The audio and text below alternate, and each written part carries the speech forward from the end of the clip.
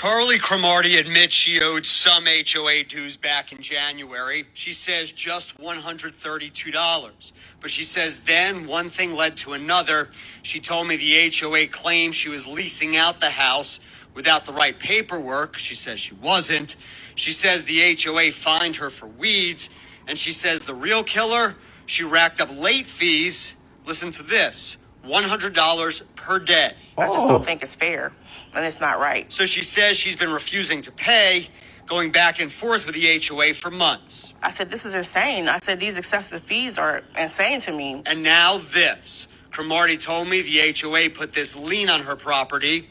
She says she now owes more than $4,700 and has to pay it by July 26th, or the HOA may foreclose on her house. You scared?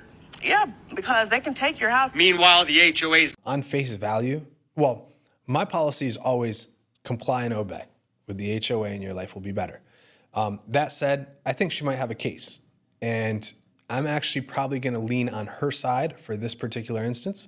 The reason is they're fining her $100 a day.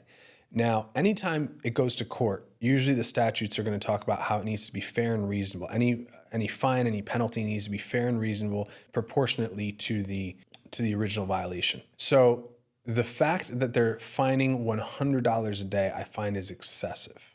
And if it's $100 a day late fee on $175 a month assessment, that's more than 50%. If you run out the APR on that, that's going to be well beyond fair and reasonable. Even if it's like for weeds, stuff like that, once it goes before a judge, I think most judges are going to throw that out, saying that the HOA is being malicious and that their application of fines and penalties is not fair and reasonable, proportionate to the level of violation or misstep. Based on what I saw in the video, she seems like a pretty sane and reasonable person. I think she might have a case. I don't advise her to just refuse to pay her dues, but I do think that it is something that she can fight on the back end and she'll probably win.